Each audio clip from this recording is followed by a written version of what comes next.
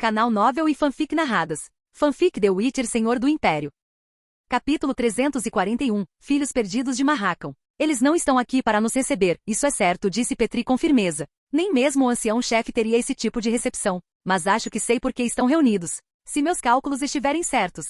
Geralt abaixou a cabeça e sussurrou para Gabor. Se voltássemos para Cintra, poderíamos ver algo assim. Mal posso esperar, murmurou Gabor fracamente com as energias esgotadas. Mas Petri já deve ter descoberto. Ele sabe porque nossos irmãos e irmãs estão todos aqui. Hoje é o dia em que as crianças que partiram para suas jornadas voltam para casa, explicou Petri. Seus filhos, seus irmãos. Eles deveriam estar de volta hoje. Suas famílias querem que eles se sintam em casa assim que chegarem porque Gabor, que outrora fora um daqueles anões errantes, suspirou profundamente, sua voz carregada do cansaço da experiência. Porque lá fora, nunca me sinto verdadeiramente em casa. Ao atingirem a idade adulta, aos 55 anos, os anões têm a primeira oportunidade de deixar Marrakon. Mas se não retornarem dentro do prazo estipulado, serão proibidos de retornar para sempre. A essa altura, muitos jovens anões, incapazes de lidar com a sociedade humana, teriam voltado correndo, soluçando nos braços dos pais. Mas este ano, tem alguma coisa errada, Petri franziu a testa enquanto contava os anões ansiosos. As crianças do clã Ferenc que atingiram a maioridade no ano passado deveriam corresponder a esse número.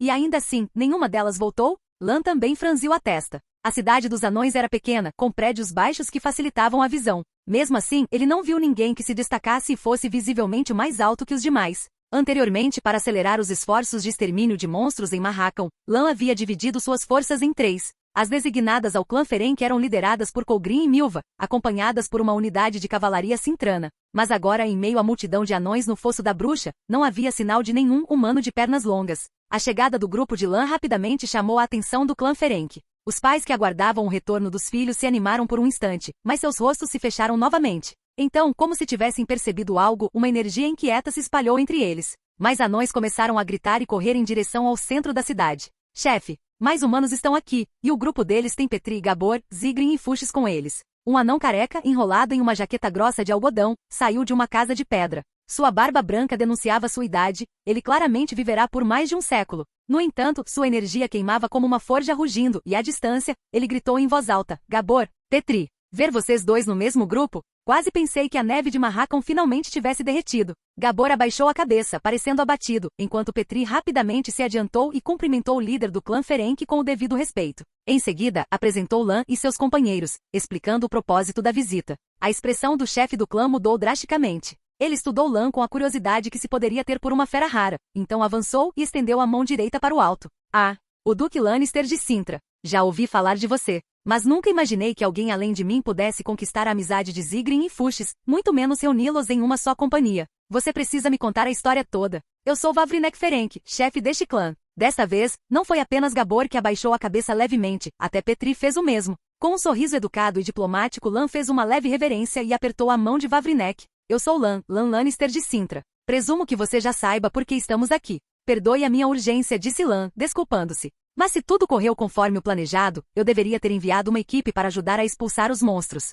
E no entanto não os vejo aqui. Ah, eu sei de quem você está falando. O bruxo com os olhos de cobra e a moça com o arco longo, disse Vavrinek, olhando para Geralt, cujas pupilas âmbar filinas eram parecidas. Eles não estão aqui agora. Saíram para ajudar. E na verdade isso tem algo a ver com eles. Enquanto falava, Vavrinek gesticulou em direção aos anões reunidos nos limites da cidade. Muitos dos pais vinham se aproximando desde que o grupo de Lan chegará com evidente entusiasmo. Ao sinal de Vavrinek, eles murmuraram entre si antes de finalmente enviarem um representante. Era uma anã, uma mãe. Ela estava envolta em um vestido grosso de algodão, com calças igualmente grossas por baixo, o que a fazia parecer uma bola de tecido ambulante. Como todos os anões, ela tinha uma barba longa, uma característica que inconfundivelmente marcava sua espécie. E embora sua aparência fosse muito diferente da dos humanos, o coração de uma mãe permanecia o mesmo. Você deve ser o Duque Lannister, disse a anã. A sociedade anã não tinha títulos tão rígidos, mas ela se esforçou para se conformar aos costumes humanos. O mestre Colgrin e Lady Milva falavam de você com frequência. Precisamos da sua ajuda.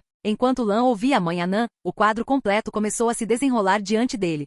De acordo com os relatos dos anos anteriores, os anões errantes deveriam ter começado a voltar para casa há cerca de uma semana. Mas este ano nenhum deles apareceu. Com os recentes surtos de monstros em Marracão, todos os pais estavam nervosos, temendo que seus filhos tivessem sido atacados na volta. Eles imploraram ajuda ao chefe do clã Vavrinek, mas o clã Ferenc já estava tão sobrecarregado que tiveram que buscar ajuda no Monte Carbono. Desviar mais mão de obra significaria perder o controle de várias minas. Nesse momento, Colgrim e Milva chegaram com sua equipe. Os Cintrans entenderam a missão. Era uma oportunidade de eliminar monstros e fortalecer seus laços com os anões Ferenc. Uma situação vantajosa para todos. Então, após um breve descanso, partiram. Isso foi há 5 dias.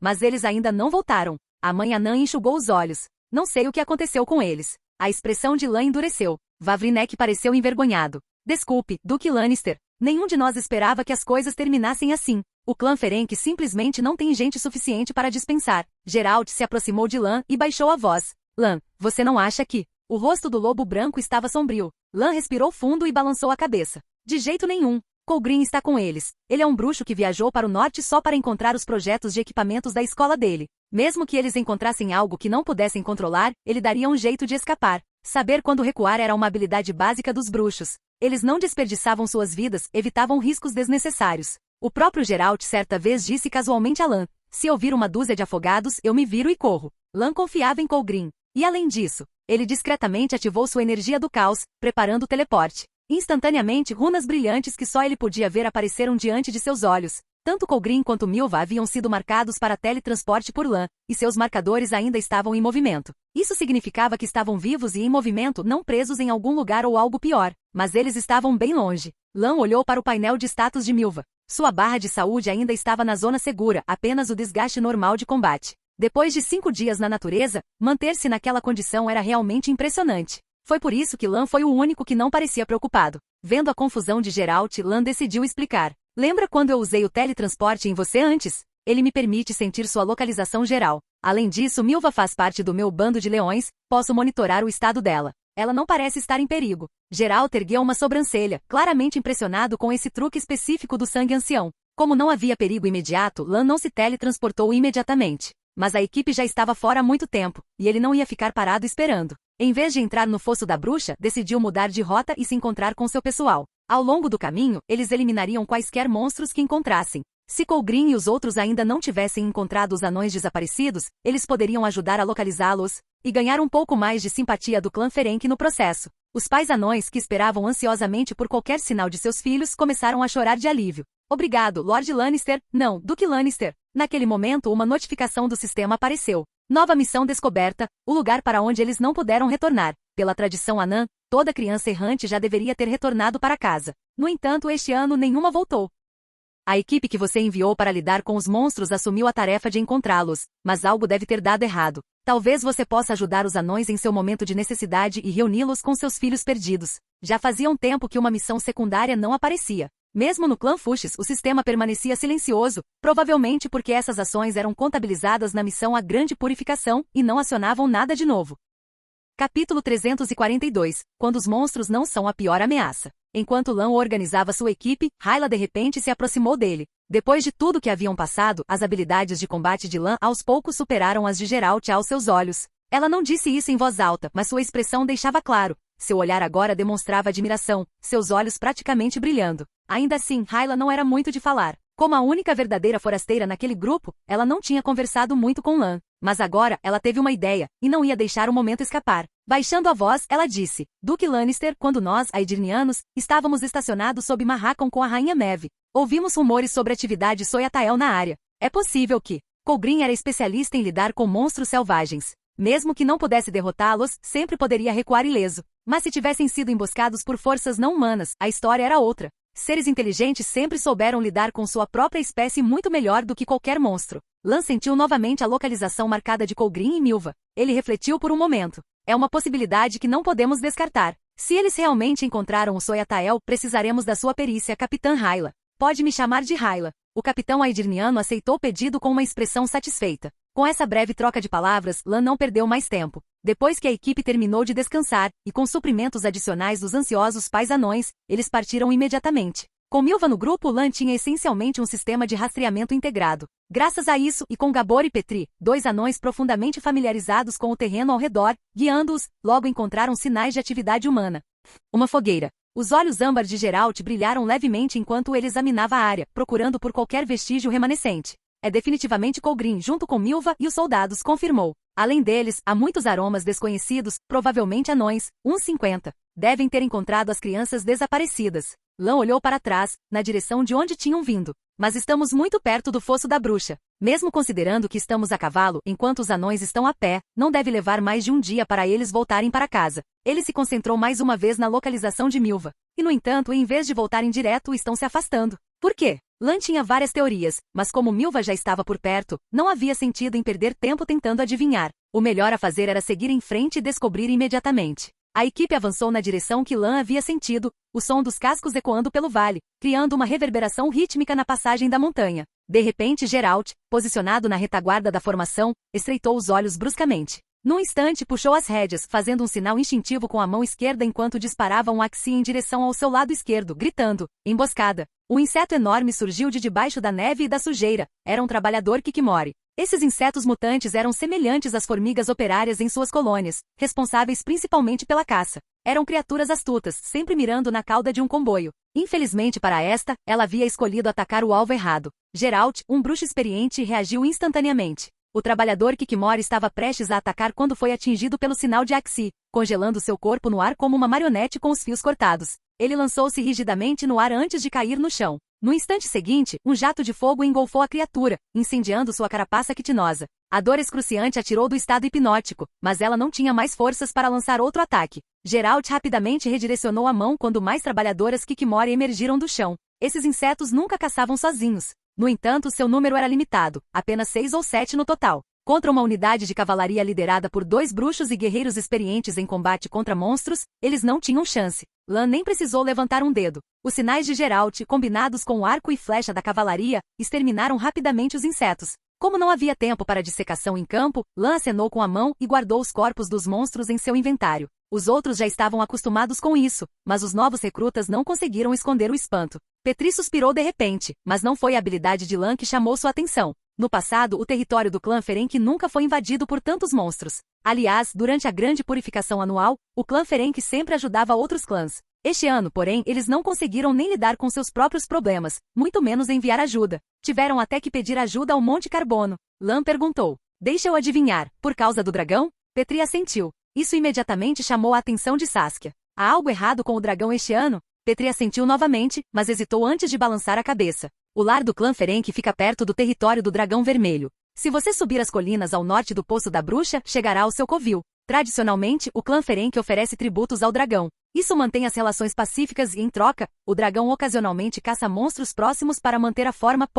O Dragão Vermelho jamais permitiria que muitos monstros vagassem perto de seu covil. É por isso que o clã Ferenc sempre conseguiu desfrutar de um pouco de paz. Bem, exceto este ano, Gabor assentiu com Petri, balançando a cabeça levemente. Depois de passarem algum tempo juntos, Gabor parecia ter se conformado e até começado a conversar com os anões fuxes do grupo. Embora não fossem exatamente próximos, começaram a desenvolver um certo ritmo ao discutir os costumes de Marrakon, um falando, o outro complementando. Petri ainda guardava algum ressentimento em relação a Zigrin, mas Gabor era uma exceção. Afinal, Gabor havia cometido o que muitos consideravam um ato de traição, contra seu próprio clã apenas para impedir Zigrin de massacrar os anões fuxes. Por isso, Petri não conseguia tratar Gabor com a mesma frieza. Com Lan atuando como mediador, o relacionamento deles melhorou gradualmente. Foi um bom começo, especialmente porque esses dois anões eventualmente liderariam seus respectivos clãs em Cintra. Um relacionamento melhor entre eles agora significava uma coexistência mais harmoniosa entre seus clãs no futuro. Naquele momento, Gabor estava explicando algo, olhando ocasionalmente para Petri, como se houvesse mais na história sobre o Dragão Vermelho.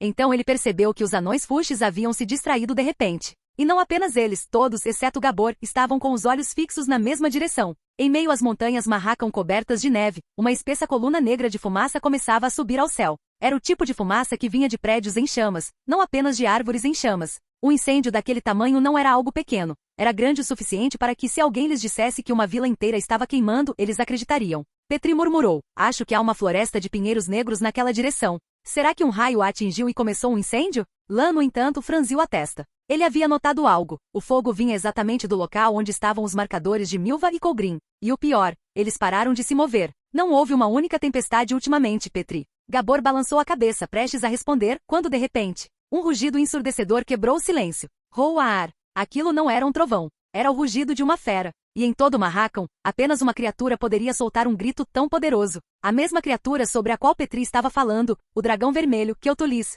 Keutulis? Petri se levantou de um salto. Será que finalmente está ajudando o clã Ferenc a expulsar os monstros do seu território? Ao contrário do animado Petri, a expressão de Lan permaneceu sombria. Ele olhou para a fumaça e para a fonte do rugido que fazia a terra tremer com a mente a mil. Era exatamente ali que Milva e Colgrin estavam. Algo estava errado. Não acho que esteja aqui só para dar um fim a monstros, murmurou Geralt com um tom carregado de preocupação. Esse rugido não parece certo. Igualzinho à última vez que o ouvimos perto do sopé das montanhas Marracão. No segundo seguinte, o corpo de Lan brilhou com um brilho esmeralda. Sem hesitar, ele ativou o teletransporte. Vou dar uma olhada em Colgrin e Milva. Vão direto para a fogueira quando eu for embora. Com isso, ele desapareceu no ar, deixando os outros para trás. Geralt foi o primeiro a reagir. Andem, agora. Os cavaleiros e guerreiros cintranos imediatamente esporearam seus cavalos.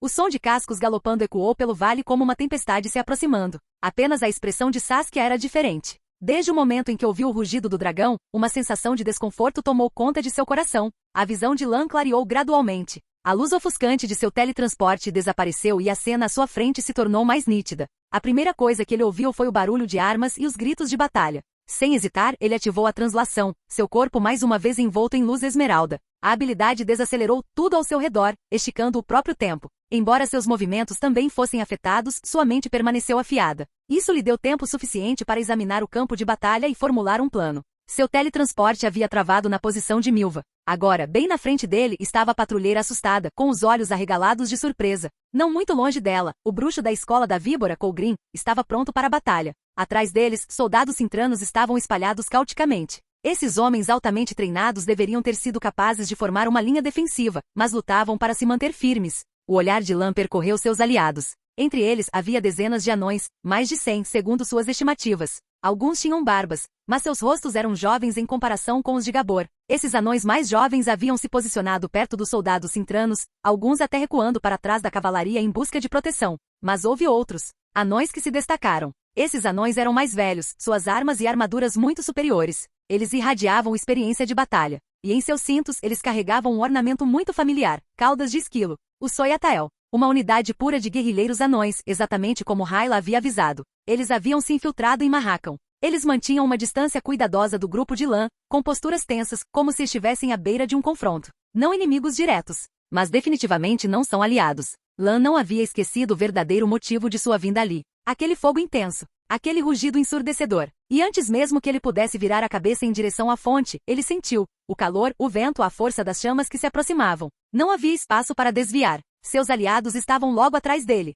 Lan nem se deu ao trabalho de virar o corpo. Em vez disso, apenas girou o pulso, estendendo a palma da mão para trás. No momento seguinte, chamas abrasadoras se chocaram violentamente com uma rajada de gelo. Lan sentiu seu mana despencar enquanto o dragão vermelho se recusava a ceder. O ar onde o fogo encontrava o gelo se retorcia e se agitava, a força bruta distorcendo o próprio espaço. O campo de batalha havia se dividido em dois extremos, um calor escaldante e um frio de gelar os ossos. E então, é bom. Uma explosão atingiu o campo de batalha. Uma enorme onda de choque surgiu, encerrando a batalha entre fogo e gelo. Lan aproveitou a oportunidade para lançar Ken, protegendo-se antes que a força o mandasse voando para trás. No ar, ele estendeu a mão, agarrou Milva e puxou-a consigo para protegê-la da explosão. Os dois se chocaram contra as fileiras de soldados cintranos. Lord Lannister! Seus homens gritaram de alívio, mas Lan os ignorou. Sacudindo-se do impacto, ele se levantou de um salto. Lan fixou seu olhar no inimigo, sem desviar o olhar nem por um segundo. Qual é a situação? Alguém pode me dar um resumo rápido? Em meio ao caos, Colgrin agilmente pulou para o lado de Lan e começou a explicar.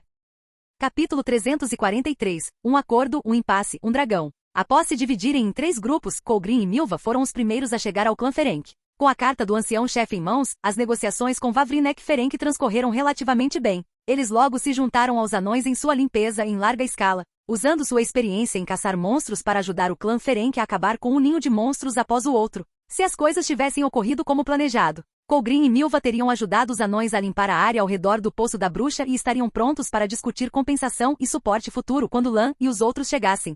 Mas tudo mudou quando um grupo de anões errantes começou a retornar para casa. Vários jovens anões que estavam ausentes há anos ainda não haviam retornado. A pedido de pais Ferenc preocupados, Colgrin e os outros seguiram para o sopé da montanha para investigar. Com seus sentidos de bruxo aguçados, ele rapidamente os rastreou. Mas quando encontraram os jovens anões, eles não estavam sozinhos. O Soyatael estava com eles. Como uma força de guerrilha lutando contra o domínio humano, os Soyatael estavam sempre precisando de recrutas. Embora as tensões raciais no norte não fossem tão severas quanto nas memórias de Lan sobre o futuro, elas ainda estavam crescendo. Muitos não-humanos que viviam em sociedade humana preferiam manter a calma e sobreviver em silêncio. Mas aqueles que haviam sofrido abuso e discriminação eram mais facilmente atraídos para a causa dos Soyatael. E os anões errantes eram alvos perfeitos. A maioria deles havia abandonado a sociedade humana justamente por terem sido maltratados. Naturalmente nutriam ressentimento, se não ódio declarado, pelos humanos, o que os tornava os principais candidatos ao recrutamento. Para lucrar com isso, os Soyatael enviaram inúmeros agentes anões para Marracão,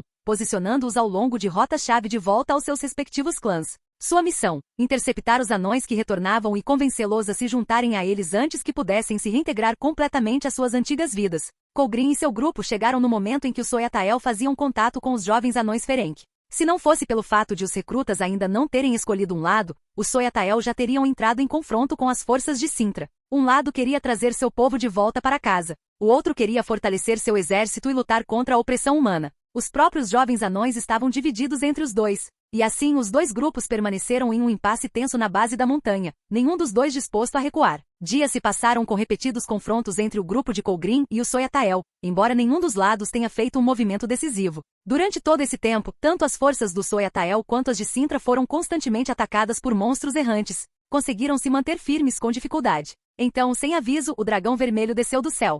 A história era longa, mas Colgrim falou de forma rápida e concisa, resumindo a situação em apenas alguns momentos. Então a prioridade imediata é lidar com este dragão, concluiu Lan. Mas também não podemos nos dar ao luxo de ignorar o Soyatael. Colgrim assentiu firmemente. A essa altura, o dragão já havia recuperado a compostura. Na breve troca de golpes, Lan estava claramente em desvantagem. A onda de choque anterior o afetara muito mais do que ao dragão. A enorme diferença de massa significava que enquanto Lan fora arremessado para longe em seu contra-ataque apressado, a enorme fera apenas balançara a cabeça, como se estivesse se livrando de uma forte rajada de vento. Não só estava ileso, como também estava ansioso por outra rodada. O dragão vermelho estava convencido de que, se não fosse pela explosão causada pelo choque de calor e frio extremos, suas chamas teriam dominado o contra-ataque gelado de Lan. Lan respirou fundo. Não havia mais dúvidas. Aquele dragão era seu inimigo. O dragão vermelho agachou-se, seu corpo como uma fortaleza viva. Seus enormes olhos dourados, com pupilas semicerradas, fixaram-se em Lan. Apesar de seus séculos de vida, nunca viram um humano exercer um poder como aquele. A velocidade de seus feitiços rivalizava com a dos maiores feiticeiros, mas ele não usará um portal como um mago. E ele certamente não estava vestido como um. Em vez disso, ele parecia um bruxo. A palavra ecoou pelo ar como o toque de um grande sino, cada sílaba vibrando profundamente no peito, enviando um arrepio involuntário pelo corpo. E a voz, profunda, ressonante, quase sobrenatural, vinha da própria garganta do dragão. Lan não vacilou. Sem hesitar, desembainhou a espada da Dama do Lago, com a voz firme e afiada como a própria lâmina. Dragão vermelho.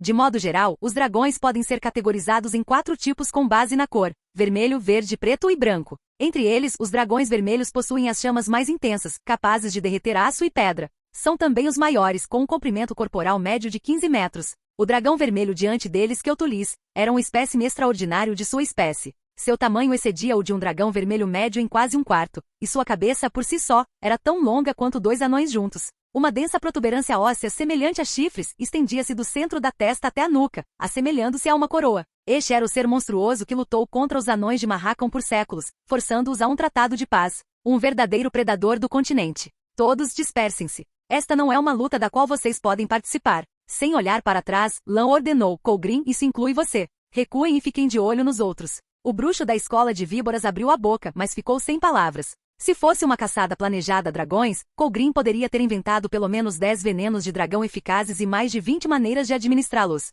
Mas um confronto direto com um dragão daquele tamanho? Isso estava muito além do que um bruxo da escola de víboras estava preparado para lidar. As garras do dragão poderiam facilmente rasgar seu símbolo Ken e a armadura sob ele. Seu sopro de fogo poderia engolir tudo em um raio de 10 metros, mesmo que ele conseguisse se esquivar. E correr? De jeito nenhum, 2 pernas conseguiriam correr mais rápido que 2 asas. Sem outros bruxos por perto para protegê-lo, ele percebeu que seria mais um problema do que uma ajuda para Lan. Rangendo os dentes, Colgrim lançou um último olhar relutante para o dragão vermelho antes de agarrar Milva e recuar. Para trás. Confiem em Lan e não o distraiam, gritou ele para os soldados cintranos e os anões. Vocês também. Se não podem ajudar, então fiquem fora do caminho. Saiam da frente. Seu próximo grito foi direcionado aos anões Soyatael. É claro que esses infiltrados de Marracão já haviam fugido no momento em que Keutulis mirou em Lan, mais rápido que lebres da neve. Colgrin simplesmente não percebeu. Agora eles estavam lançando insultos de volta para ele. Essa é Kyoto-Liz. Ela vai ensinar a vocês, humanos, um pouco de respeito por Mahakam. Abandonar seu companheiro para enfrentar um monstro sozinho? Humanos sempre serão humanos. Até os bruxos não são exceção. Verdade seja dita, até mesmo Lan conseguia sentir o quão inferior ele era contra o dragão vermelho. Seu sinal ar baseado em gelo ainda estava dentro do reino dos ventos naturais, enquanto o calor do fogo do dragão já havia superado todas as chamas terrenas. Para colocar em perspectiva, o fogo de Kyoto-Liz estava no mesmo nível do Igni de Geralt em seu nível mais alto, capaz de derreter pedras e transformá-las em lava. O frio impregnado no frio penetrante não era nem de longe suficiente para neutralizar aquele tipo de calor. Lan vinha se mantendo firme apenas por puro poder mágico. Mas se isso se prolongasse, o dragão vermelho, cuja respiração de fogo era tão fácil quanto exalar, poderia realmente esgotá-lo. Ele já havia considerado ordenar que os outros fugissem enquanto ele ficava para ganhar tempo. Felizmente a explosão veio no momento certo. Este foi um teste rápido de sua própria força. Mesmo que o poder de Lan estivesse crescendo a uma taxa absurda, ele ainda era capaz de trocar apenas alguns golpes diretos com criaturas de alto nível. Uma luta prolongada estava fora de cogitação. Mas a verdadeira força de Lan nunca esteve apenas nele mesmo. Com os olhos semicerrados, ele manteve o dragão fixo em sua mira, ao mesmo tempo em que desviava um pouco de seu foco para outro lugar. Ele confirmou que um certo marcador de teletransporte, originalmente colocado em Celilege, finalmente havia atravessado a vasta distância até o continente. Sua magia agora era forte o suficiente para convocar seu portador para a luta. Um sorriso irônico surgiu em seus lábios. Com um poderoso sopro, uma violenta tempestade varreu Lan enquanto o dragão vermelho batia suas enormes asas, lançando flocos de neve rodopiando no ar. Declarando seu domínio aéreo, Kyoto-Liz rugiu contra o bruxo Olhos de Leão. Naquele momento, um intenso brilho âmbar irrompeu do corpo de Lan. Num piscar de olhos, ele desapareceu da vista do dragão. Quando Kyoto-Liz sentiu que algo estava errado e olhou para cima, uma luz dourada e brilhante brilhou acima de sua cabeça. Lan apareceu no ar, com o corpo curvado em um arco fechado, descendo em direção ao dragão. A espada longa com runas em sua mão brilhava com um brilho radiante. Tendo vivido por mais de 1000 anos, Kyoto-Liz conhecia muito bem a lenda da espada da Dama do Lago. Ela sabia que aquela arma poderia realmente feri-la. Mas o que realmente fez suas pupilas se contraírem em choque não foi o brilho da espada, mas a luz enorme e ofuscante atrás do cavaleiro, tão deslumbrante quanto o próprio sol. Capítulo 344. Kyoto-Liz cai, mas não por muito tempo. Era como se uma pequena geleira tivesse surgido do nada. Uma luz esmeralda brilhante tremeluzia e se dissipava, quase poética em sua elegância. Abaixo dela, os músculos expostos brilhavam como mármore esculpido, sólidos e translúcidos com uma tonalidade gélida. Entretanto, quando esse músculo tinha o tamanho de uma pessoa, ele não era mais elegante, era assustador. O gigante de gelo havia sido completamente restaurado pelo sistema de Lan, com todos os ferimentos internos e externos completamente curados. Os druidas até o limparam com magia, deixando sua forma esculpida parecendo uma obra-prima de poder bruto. E com sua pose, costas arqueadas como um arco esticado, punhos erguidos acima da cabeça e um grito de guerra estrondoso saindo de sua boca, a cena passou de beleza artística para magnificência brutal. Se o grande poeta Dente de Leão estivesse presente, teria começado a cantar na hora. Se Íris estivesse presente, teria começado imediatamente a esboçar uma pintura. Mas para Kyoto-Liz, só houve tempo para uma exclamação de pânico. Isso é um meu Deus! Boom! Crash! O punho enorme atingiu diretamente a testa de Kyoto-Liz. Colgrin, ainda recuando do campo de batalha, ouviu um som como de uma montanha desabando atrás de si. Um segundo depois, o próprio chão tremeu sob seus pés, e pedaços de rocha e gelo caíram dos penhascos. Aquele rugido, ele o conhecia muito bem. Corra! Continue correndo! Colgrin latiu, chutando rapidamente um jovem anão que tolamente havia se virado de volta, curioso, paralisado no lugar. Essa luta está fora do nosso alcance. Corram o mais rápido que puderem. Corram!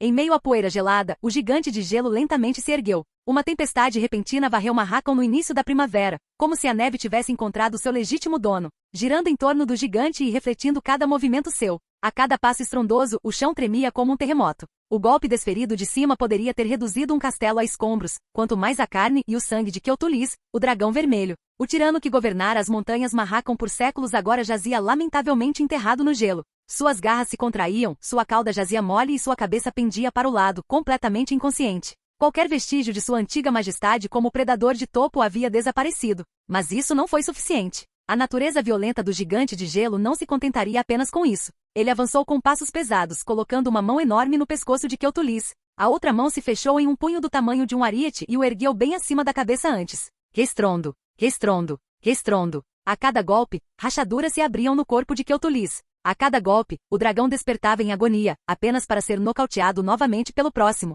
Escamas vermelho-tijolo se estilhaçaram. Os chifres em forma de coroa que adornavam sua cabeça se quebraram, com as bordas irregulares perfurando sua própria carne. Sangue precioso de dragão derramou como se não tivesse valor. Meu Deus! Depois de mais alguns socos, o gigante de gelo ficou ainda mais animado. Havia dragões em Celílige, mas nenhum tão grande e nenhum que fosse tão gratificante de derrotar. Perdido na emoção da batalha, o gigante agarrou as mandíbulas do dragão vermelho e as abriu com as duas mãos, soltando um rugido triunfante. Meu Deus! Mas no instante seguinte, a luz de uma fogueira iluminou o rosto do gigante de gelo. No fundo da garganta de Queotulis, chamas se agitavam, prontas para entrar em erupção como um vulcão em alerta. Queotulis estava se fingindo de morto. Os dragões vermelhos eram muito mais inteligentes que os gigantes de gelo. Sabiam governar com força bruta, mas também sabiam quando suportar a humilhação e atacar no momento perfeito. Desde aquele golpe devastador no crânio, Queotulis esperava por uma chance. O gigante de gelo era fisicamente poderoso, mas não possuía a armadura natural das escamas de dragão, especialmente contra fogo. Felizmente, o gigante de gelo não estava lutando sozinho.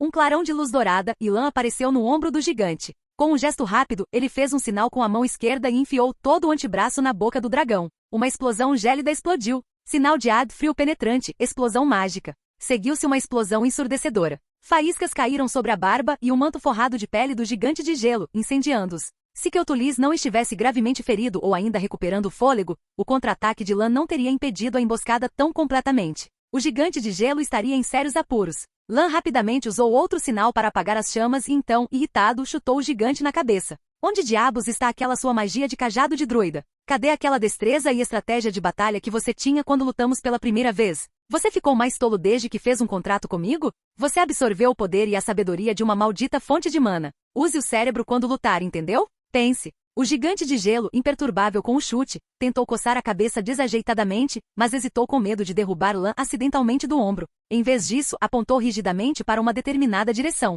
Meu Deus! Sua voz continha até um toque de queixa. Lan seguiu o gesto e viu o dragão vermelho já no ar, suas asas batendo fracamente enquanto cambaleava para longe, deixando um rastro de sangue no céu. Meu Deus! Lan mediu a distância entre eles e suspirou. Esqueça. Deixe para lá. Um dragão vermelho não era um draconídeo irracional. Uma vez no ar, mesmo ferido, Lan não tinha certeza se conseguiria derrubá-lo. Além disso, dragões vermelhos são inteligentes. Pode haver espaço para negociação mais tarde. Matá-lo de uma vez não é a jogada mais inteligente. Ele balançou a cabeça. Vamos dar uma olhada em Colgrim e nos outros. Tanto os jovens anões do clã Ferenc quanto os anões Soyatael se encolheram atrás das pedras, tremendo como codornas assustadas enquanto os tremores distantes ecoavam ao redor deles. Enquanto eles silenciosamente rezavam por sua segurança, um único pensamento passou por suas mentes. Desde quando Marracon tem monstros assim? Enquanto isso, os soldados de Cintra, ao sentirem as vibrações, trocaram olhares excitados antes de correrem para dar as boas-vindas ao seu duque vitorioso. Duque Lan. Um clarão de luz dourada e Lan se materializou diante de seus servos e cavaleiros, retribuindo suas saudações. Colgrim assentiu para Lan antes de voltar seu olhar para o imponente gigante de gelo. Observando a criatura imponente se manter firme sob o vento uivante, ele não pôde deixar de se maravilhar. Ter essa fera como aliada é uma sensação muito boa. Lan se virou para as figuras trêmulas atrás das pedras e balançou a cabeça. Saia. Sou o líder deles. Acabei de chegar a pedido do clã Ferenc para trazer você para casa. Seus pais estão esperando por você na beira do Poço da Bruxa há 5 dias, torcendo para que você volte. Não importa o que planeje fazer a seguir, você deve a eles pelo menos dar as caras. Depois de tudo que você passou, imaginei que você entenderia a importância da família. Os jovens anões do clã Ferenc não conseguiam mais se esconder. Cautelosamente saíram de seus abrigos, esforçando-se para manter a maior distância possível do gigante de gelo antes de se curvarem profundamente diante de Lan, uma etiqueta que claramente haviam aprendido da sociedade humana. Meu senhor, obrigado por nos salvar das garras de Queotulis, gritou um jovem anão mais corajoso. Vamos para casa imediatamente. Lan sentiu em aprovação. Então, ele voltou seu olhar para o Soyatael. Com a juventude do clã Ferenc se aproximando, os Soyatael também não conseguiram mais se esconder. Ao contrário dos jovens anões agradecidos, eles permaneceram ali, sem jeito, envergonhados demais para correr, mas relutantes demais para falar. Quanto a vocês? Lan fez uma pausa e olhou para Colgrim. Durante aquela disputa anterior, alguém sacou armas? Não, de jeito nenhum. O líder Soyatael não conseguiu mais se conter, gesticulando freneticamente. Nós nunca. Lan o interrompeu friamente. Eu te perguntei. A voz não era alta, mas carregava o toque de um vento gélido, paralisando o líder Soyatael. Ele não conseguiu pronunciar mais nada. Colgrim, agora completamente à vontade, encostou-se na perna do gigante de gelo com um sorriso preguiçoso. Ninguém sacou as armas. Até o Soyatael tem suas próprias leis em Marracon, matá-los teria dado mais trabalho do que valia a pena, principalmente com os jovens anões do clã Ferenc como testemunhas. Não era como se pudessem simplesmente se livrar deles também. Quanto a esses caras, o sorriso de Colgrim se alargou. Mas antes que ele pudesse dizer outra palavra, antes que o Soyatael, já tensos e inquietos, pudessem ouvir seu destino, um dos jovens anões de repente apontou para o céu e gritou. Espera aí, é o Keutulis? O dragão vermelho já era um pontinho distante, voando alto. Mas era impossível não vê-lo, especialmente quando, por alguma razão inexplicável, de repente ele expeliu um jato de fogo no ar, um farol brilhante contra o céu. Então começou a descer, lentamente e deliberadamente. Tinha chegado ao seu destino. Os jovens anões do clã Ferenc empalideceram. O horror tomou conta de seus rostos. Aquele não é o covil do dragão vermelho. É a nossa cidade. Keutulis está pousando no poço da bruxa. Quando a última palavra saiu de seus lábios, o dragão desapareceu atrás dos picos distantes das montanhas. O pânico se instalou. Os jovens anões de Ferenc lamentaram, seus gritos aumentando em alarme. Capítulo 345. Anões, dragões e destino. Senhor, senhor! O anão que saudara Lan no início era obviamente esperto. Ele sabia o que aconteceria se um dragão gigante invadisse sua cidade. E também sabia que chorar ali não ajudaria em nada. Ele também sabia que havia apenas uma pessoa que poderia ajudá-los. Por favor, salvem o clã Ferenc. Ele se ajoelhou bem na frente de Lan, e os anões atrás dele também reagiram a tempo, ajoelhando-se um após o outro. O Soyatael atrás dele de repente olharam para Lan com ressentimento. Ajoelhar-se não era um costume marracão, e era ainda mais vergonhoso para os anões. Eles pareciam pensar que fora o humano à sua frente quem forçara aqueles jovens a cumprir uma etiqueta que não condizia com a tradição anã, e Lan apenas suspirou ao ver isso. Mesmo que aqueles jovens não o tivessem chamado, ele teria ido resgatar o clã Ferenc. Na verdade, ele já havia começado os preparativos depois de ver a trajetória de voo do dragão vermelho. Colgrim, vou voltar primeiro para o poço da bruxa. Geralt e os outros também viram fogo aqui antes e chegarão em breve. Depois de se encontrarem, escoltem esses jovens de volta ao clã Ferenc juntos, e tenham cuidado. Certo. O bruxo da escola víbora assentiu simplesmente. Não vou lhe dizer nada sobre, tenha cuidado, você precisa prestar atenção ao seu oponente. Colgrim deu um tapinha na panturrilha do gigante de gelo e pulou de volta para o time para não interferir nas ações do grandalhão. Ao mesmo tempo, o olhar de Lan se desviou. Antes de partir, ele tinha mais uma coisa a fazer. Com um clarão de luz dourada, os Soyatael ficaram horrorizados ao descobrir que o cavaleiro que conseguia controlar o gigante havia aparecido repentinamente no meio de sua equipe. Eles haviam se esforçado ao máximo para manter distância um do outro por segurança antes, mas agora essa defesa parecia inútil. No segundo seguinte, um forte impacto telecinético desencadeou uma tempestade que se espalhou ao redor, centrada no cavaleiro. Todos os anões Soyatael se levantaram sem qualquer resistência, colidindo contra as paredes de pedra e o chão como ervas daninhas gritando, e alguns até desmaiaram. Lan disse levemente, amarre-os e leve-os de volta para o clã Ferenc. Claro. Colgrim ergueu as sobrancelhas alegremente. Lan não precisava mais se preocupar com o que aconteceria em seguida. Piscar, foi ativado e ele reapareceu no ombro do gigante de gelo. Então o gigante, majestoso como uma montanha, deu um passo à frente e rapidamente se afastou, com tremores de terra estrondosos. O vento sibilante soprava perto dos ouvidos de Lan. No terreno montanhoso, a velocidade deste gigante de gelo era maior que o vento negro. Milva olhou em transe para a direção para onde Lan estava indo, e levou muito tempo para se recuperar. Uma garrafa atingiu a cabeça da empregada, chamando sua atenção. Milva pegou a garrafa às pressas e, ao olhar mais de perto, viu que era Colgrim quem estava constantemente tirando pequenas garrafas de cores suspeitas de sua mochila de alquimia, preparando-se para alimentar Soyatael inconsciente com elas, adicionando outra camada de segurança. Você voltou a si? Colgrim olhou para Milva e sorriu maldosamente. As pessoas foram embora, venham ajudar depressa. Milva olhou para Colgrim insatisfeita. Como não trouxeram cordas de cânhamo, os soldados cintranos desamarraram diretamente os cintos e perneiras desses membros Soyatael, ou rasgaram suas capas para fazer cordas e as amarraram firmemente. Com a poção especial de Colgrim para a escola víbora, esses membros Soyatael não tinham mais a possibilidade de se tornarem um fator de instabilidade na equipe. Nesse exato momento, o som estrondoso de cascos de cavalo soou não muito longe do vale, e os homens de Geralt chegaram atrasados. Você chegou bem na hora, Geralt. Colgrim cumprimentou seus companheiros bruxos com entusiasmo. Acabamos de terminar nosso trabalho aqui. Geralt olhou para o campo onde Lan, o gigante de gelo, e o dragão vermelho haviam lutado antes, que parecia ter sofrido um deslizamento de terra. E então olhou para o Soyatael no chão, e não pôde deixar de suspirar. Também estou feliz em ver que você está seguro, Colgrim. Os dois bruxos se abraçaram fortemente. Acredito que você também tenha visto a trajetória do dragão vermelho. Ele seguiu na direção do clã Ferenc. Lan foi resgatá-lo primeiro. Colgrim apontou o paradeiro de Lan para Geralt. Geralt suspirou. É um teste de visão não notar o grandalhão voando e cuspindo sangue. Mas mesmo um dragão vermelho tão gravemente ferido não pode ser combatido por forças convencionais, sem mencionar que os jovens de Ferenc estão agora lá fora, eliminando monstros. Só espero que Lan consiga chegar a tempo. Mas ambos os caçadores de monstros sabiam que não importava o quão longas fossem as pernas do gigante de gelo, elas não poderiam ser mais rápidas que um dragão voador, mesmo que o dragão estivesse gravemente ferido. Colgrim suspirou e olhou para os companheiros trazidos por Geralt, de repente mostrando uma expressão estranha. Aconteceu alguma coisa com você na estrada? Por que de repente há uma pessoa a menos? Geralt imediatamente demonstrou uma expressão confusa ao ouvir isso. É a novata, a garota de Zerricânia, que parece muito capaz. Onde está Saskia? Geralt se virou de repente e começou a contar as tropas. Não sabia o que tinha em mente, mas sua expressão tornou-se inexplicável.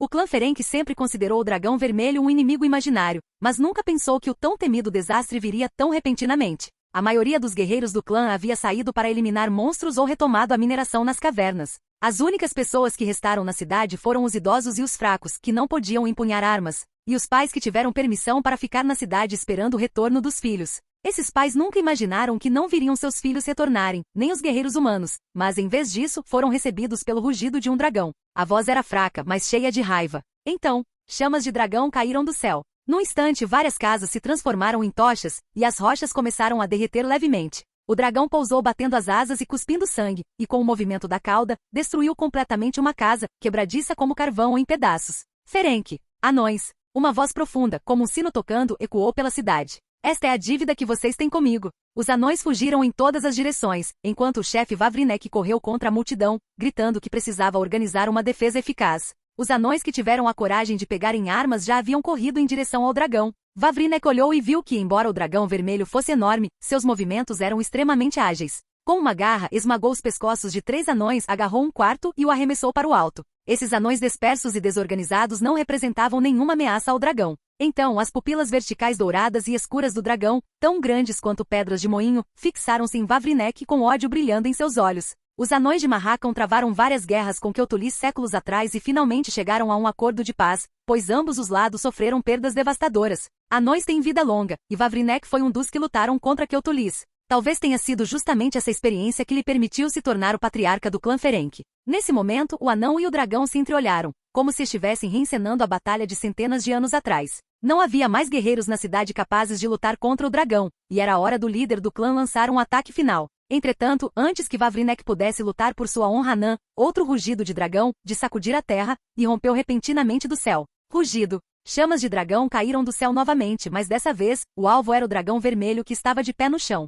Um segundo dragão apareceu, e Vavrinec ficou chocado ao descobrir que o recém-chegado não estava ali para destruir o clã Ferenc, mas para lutar contra Keotulis. Este novo dragão tinha um corpo verde acinzentado, indicando que era um dragão verde. Entre todas as espécies de dragões, o dragão verde era o menor e o mais fraco. A maioria dos matadores de dragões se destacava caçando dragões verdes. No entanto, o tamanho deste dragão verde ultrapassava em muito de seus semelhantes, medindo quase 10 metros de comprimento, muito maior do que a média de sua raça. Suas escamas tinham um leve tom dourado, como folhas de árvores iluminadas pela luz do sol. Parecia um dragão verde híbrido, mas a origem da outra metade de sua linhagem era desconhecida. Infelizmente, embora este dragão verde fosse forte para os padrões de sua espécie, ele enfrentava um dragão vermelho. Com um corpo com apenas metade do tamanho de Keotulis, a luta parecia a de um adulto intimidando uma criança. Embora Keotulis estivesse gravemente ferido e reagisse mais lentamente, o fogo do dragão que o banhava causou pouco dano, já que um dragão vermelho era naturalmente resistente a chamas. Na verdade, o calor parecia apenas aguçar sua mente.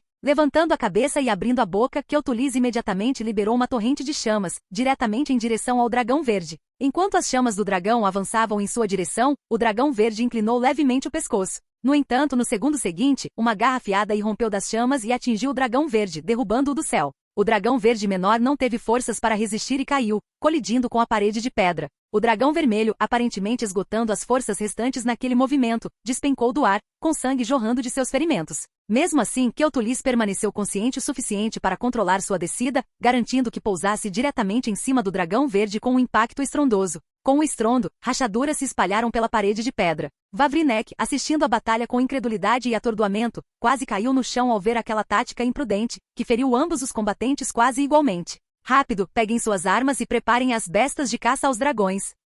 Capítulo 346. Dragões, sangue e traição.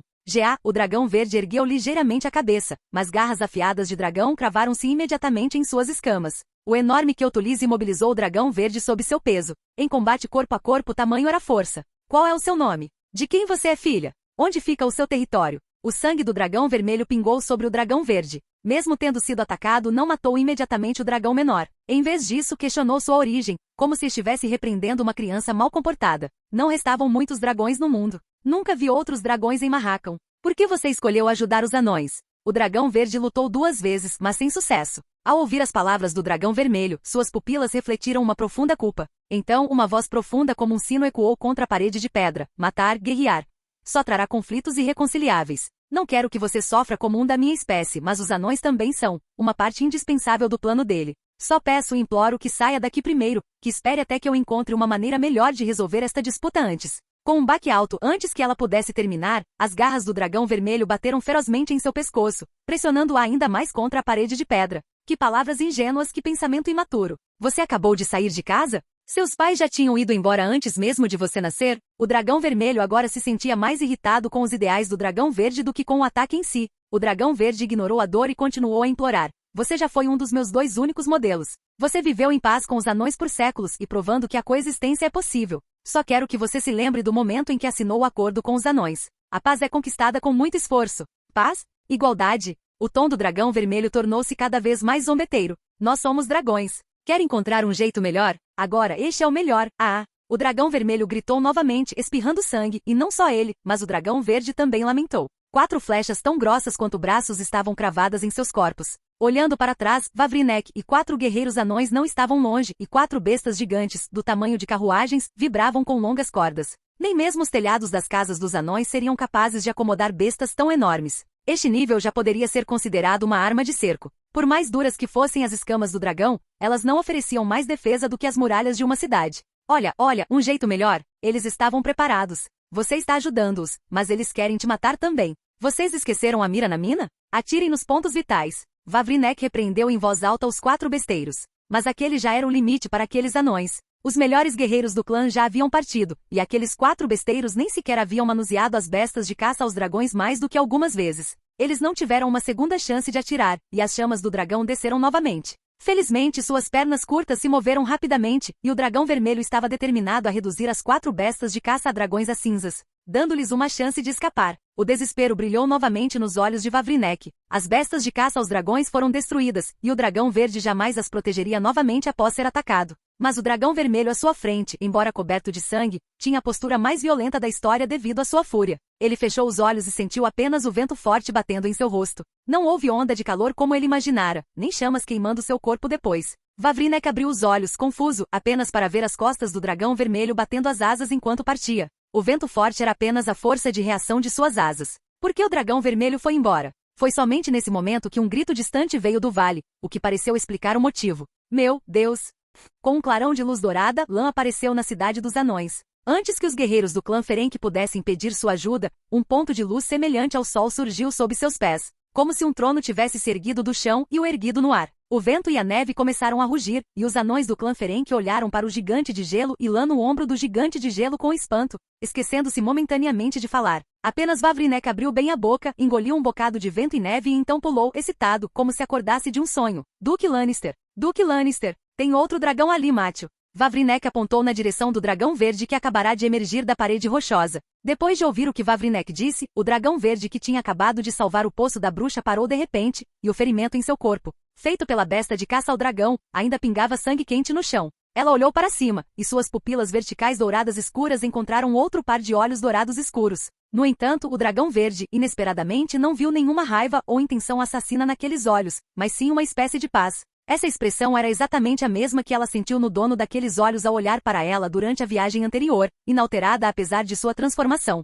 Ele sabia. O dragão verde murmurou em seu coração. Meu Deus! O gigante de gelo rugiu para o céu sem saber por quê, e o vento e a neve de repente ficaram violentos. Ele parecia querer usar aquele dragão verde para compensar o espírito de luta que não conseguirá descarregar no dragão vermelho antes. Mas Lan chutou o gigante de gelo com força, forçando-o a conter suas emoções novamente. Então, com um clarão de luz dourada, ele apareceu acima da cabeça do dragão verde, segurando uma espada rúnica na mão. Seu corpo traçou um arco ofuscante de luz enquanto a gravidade o puxava para baixo. Ao mesmo tempo, uma voz sutil chegou aos ouvidos do dragão verde. Vá embora, vamos conversar em outro lugar. No segundo seguinte, o dragão verde, que até então não demonstrara nenhum espírito de luta, irrompeu repentinamente com uma força tirânica. Com um aceno de suas garras, agarrou o Duque Lannister, que ainda estava no ar sem ter onde pousar, e voou em direção às montanhas Marracão com um bater de asas. Vavrinek estava prestes a comemorar, mas ficou congelado no lugar como uma escultura de gelo. O gigante de gelo coçou a cabeça, olhou para a esquerda e para a direita e depois de rugir, meu Deus, Também deu grandes passos em direção ao dragão verde e desapareceu no vento e na neve. Cada vez que as asas largas do dragão batiam, um vento sibilante soprava pelos cabelos de lã. O sol brilhava através das nuvens escuras, iluminando a neve no topo da montanha, refletindo fragmentos de brilho como se uma camada de diamantes estilhaçados tivesse sido depositada sobre a montanha. Com um clarão de luz dourada, Lã emergiu das garras do dragão verde e apareceu no topo de sua cabeça. Ele agarrou duas esporas ósseas com chifres que pareciam uma coroa e sentou-se, fechando os olhos e olhando para cima para desfrutar dessa nova experiência de voo. A dragoa verde notou os movimentos de Lã, e suas pupilas se moveram ligeiramente para cima. Ela olhou para os cabelos semilongos, dourados e claros, que eram mais brilhantes que o sol, e não sabia o que estava pensando. Depois de um longo tempo, um zumbido baixo, como de uma trombeta, saiu de sua garganta, como se para lembrá-lo. Então, todo o seu corpo começou a descer, pressionando-se gradualmente contra a parede da montanha. A pressão do ar do voo quebrava a neve na encosta, fazendo-a dançar como elfo sob a luz do sol. Passaram por uma colina, um lago na montanha e metade de uma floresta de pinheiros negros. A dragoa verde diminuiu a velocidade até ter certeza de que não havia vestígios de anões por perto.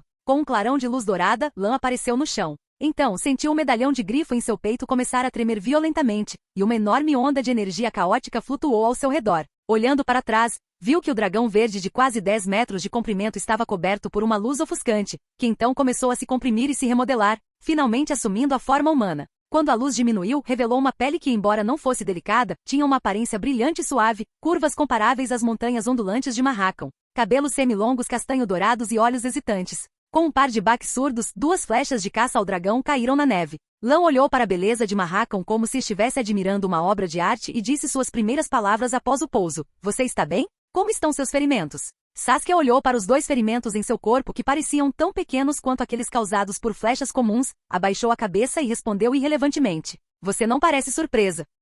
Lã assentiu. Ele não só conhecia a identidade de Saskia como também o futuro dela. Essas eram todas as informações que ele havia organizado em sua mente quando conheceu Saskia, mas como não era o momento certo, guardou-as para si. Capítulo 347. O Duque e o Dragão. Embora os dragões sejam considerados representantes da energia caótica, eles podem absorvê-la quase instintiva e espontaneamente. No entanto, poucas pessoas realmente viram dragões realizarem magia. Na maioria das vezes, eles dependem apenas de seus corpos poderosos e de seus diversos ataques de sopro para matar os inimigos. Nessas circunstâncias, canções populares e lendas circularam por algum tempo, alegando que os dragões podem se transformar em formas humanas e andar pela terra, levando até mesmo à invenção de uma quinta cor de dragão, além de vermelho, branco, verde e preto. Um dragão habilidoso em magia, o dragão dourado. Alguns estudiosos acreditam que a existência do dragão dourado se baseia em uma mutação milagrosa causada por um dragão jovem que absorveu muita energia caótica ainda no ovo. Os folcloristas, no entanto, argumentam que o dragão dourado é puramente fictício. Afinal, apenas criaturas imaginárias poderiam ter escamas douradas, o que se alinha perfeitamente com a estética humana. Na verdade, dragões dourados existem. Geralt conheceu um homem de meia-idade que se autodenominava Borges Três Gralhas em seus primeiros anos. Este homem era generoso e tinha 2 guerreiras zerricanas como suas seguidoras durante todo o ano. Depois de discutir com ele o dragão dourado e a fronteira entre a ordem e o caos, Geralt passou uma noite em uma banheira enorme com um homem de meia-idade e as 2 guerreiras zerricanas. Mais tarde, Geralt se juntou a uma equipe de matadores de dragões para derrotar um dragão verde, e Yennefer e Arpen também estavam na equipe naquela época. No entanto, logo entraram em conflito interno e quase foram mortos, sendo salvos por um dragão dourado que apareceu de repente. Lutaram lado a lado com o dragão dourado contra o exército de matadores de dragões e, eventualmente, formaram um laço de amizade. Quando Geralt e os outros perguntaram ao dragão dourado por que ele tinha vindo até ali para ajudar o dragão verde, o dragão dourado mostrou-lhes um bebê dragão. Acontece que o dragão verde que eles tentavam derrotar tinha acabado de dar à luz, dando aos humanos a oportunidade de atacar. Saskia era o pequeno dragão verde que Geralt havia ajudado, e o pai de quem ela sempre falava, que lhe ensinou o conceito de igualdade racial. Era o milagroso dragão dourado Vilentretenmerturt, também conhecido como Borges Três Gralhas. Pensando nisso, Lã estendeu a mão esquerda e tirou uma capa do inventário, avançando para cobri-la delicadamente com ela o corpo de Saskia. Embora o vento frio das montanhas não pudesse causar resfriado a um dragão de verdade, não era um comportamento cavalheiresco deixar uma dama tão nua exposta ao vento e à neve. Se ele realmente queria admirá-la, não havia pressa, certo? Embora Saskia fosse um dragão, ela havia aprendido muito sobre etiqueta e boas maneiras na sociedade humana ao longo de um longo período. Nesse momento, ela cobriu levemente suas partes vitais. Pareceu muito satisfeita com o gesto de Lã e sorriu levemente. Essa é a etiqueta de um cavaleiro, certo? Mas você ainda não respondeu à minha pergunta, Lord Lannister. Quando soube que eu era um dragão? Você ainda não respondeu à minha pergunta, Senhora Dragão Verde. Lã balançou a cabeça. Como está seu ferimento? Outra pergunta irrelevante. Mas essa troca irrelevante dissipou a atmosfera um tanto pesada de antes, e as duas pessoas, que haviam se tornado estranhas depois de se conhecerem devido à verdadeira identidade de Saskia, mais uma vez perceberam que a tensão havia diminuído. Saskia não pôde deixar de sorrir e cedeu primeiro. O clã Ferenc obviamente planejou matar o dragão por um longo tempo, e suas armas são realmente requintadas. Mas elas não atingiram nenhuma parte vital, e eu ainda tenho a magia que meu pai me ensinou, então não é um ferimento sério. Além disso, se puder, por favor, não me chame de Dama Dragão Verde. Você me chamou de Duque Lannister primeiro. Lan deu um passo para trás, mantendo uma distância social educada. Depois é a minha vez de responder a pergunta. Respirando fundo, Lan organizou suas palavras e usou a desculpa que havia preparado desde o começo. Sua história é cheia de contradições. Uma senhora de Zerricânia foi sozinha para o norte, mas não tinha armas. Você conversou com o Soyatael, mas parecia um humano. Você falou de ideais elevados, igualdade racial e o estabelecimento de uma nação. Mas você já considerou quão chocantes esses tópicos são? O mais importante é que você e Geralt são muito próximos, e ele já percebeu algo estranho há muito tempo. Geralt tinha um amigo parecido com você, e esse amigo mais tarde lhe fez uma grande surpresa. Saskia suspirou. Foi meu pai? Ele me contou a história do lobo branco. Eu deveria ter prestado mais atenção. Ainda sou muito inexperiente. Lan deu de ombros. Tenho outra desculpa, uma que espero que te faça sentir melhor. Você já ouviu falar do sangue ancião, certo? Posso usá-lo para ver fragmentos do seu passado, mas nunca ficou claro, e só pude confirmá-lo quando te vi nesta forma com meus próprios olhos. Saskia assentiu. O sangue ancião, o poder destinado a salvar o mundo. Meu pai também me contou sobre isso. Nesse ponto, a pergunta parecia ter sido respondida. Mas ambos sabiam que o verdadeiro conflito ainda não havia sido resolvido. Após um breve silêncio, foi Saskia quem retomou a conversa.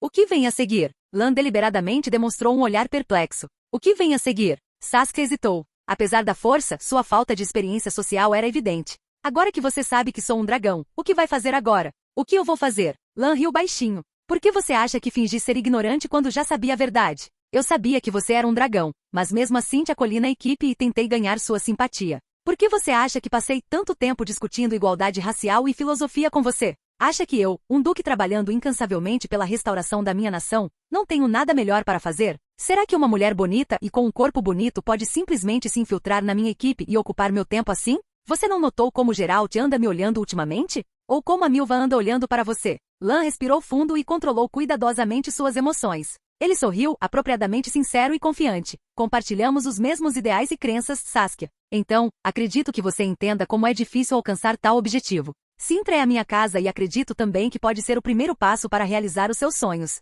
Ele deu um passo à frente, diminuindo a distância entre eles, e estendeu a mão para Saskia. Sei que você se juntou à minha equipe inicialmente por curiosidade e desejo de aprender, tratando isso como uma inspeção. Agora que não há segredos entre nós, eu a convido sinceramente mais uma vez. Espero que você se junte a Sintra. Saskia, Sintra precisa de você. Eu também preciso de você. O vento frio levantou as pontas de sua capa. Embora não sentisse o frio, Saskia apertou a capa que Lan lhe dera e enterrou o rosto nela. Ela estava prestes a dizer algo quando um rugido distante interrompeu seus pensamentos. Meu Deus! O chão tremeu quando o gigante de gelo finalmente emergiu sobre as montanhas e colinas, tendo demorado a chegar. O gigante olhou para seu mestre no campo, depois para o outro pequeno humano que parecia estranhamente despido. Após um momento de hesitação, coçou a cabeça confuso. Onde estava o grande lagarto? Meu Deus! Lan olhou para o gigante de gelo com uma expressão vazia. Não esperava que aquele sujeito grandalhão chegasse tão rápido e o interrompesse em um momento tão crucial. Ele se sentiu estranho com a mão ainda estendida, mas de repente sentiu um toque quente. Os dedos não eram delicados, estavam longe das mãos das nobres que ele havia segurado antes.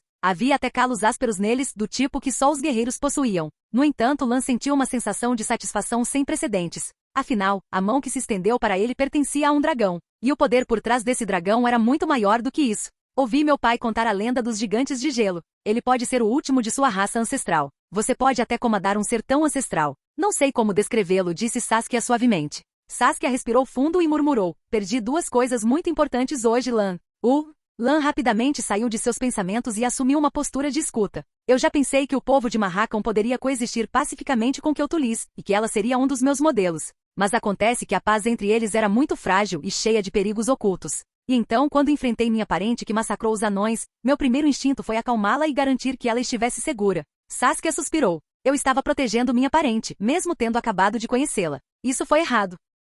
Se uma verdadeira nação multiétnica existir, minhas ações só alimentariam tensões raciais. Perdi um objetivo hoje e também perdi parte das minhas convicções, Lan. Ela suspirou novamente. O conhecimento e os ideais que meu pai me ensinou são grandiosos demais. Agora percebo quão pequeno é o meu próprio poder. Então ela levantou a cabeça e apertou a mão de Lan em resposta. Eu não sei como continuar esta jornada. Você pode me mostrar o caminho? O vento nas montanhas levantou os cabelos e a capa de Saskia, fazendo seus olhos brilharem ainda mais. Lan assentiu. Claro, seria uma honra.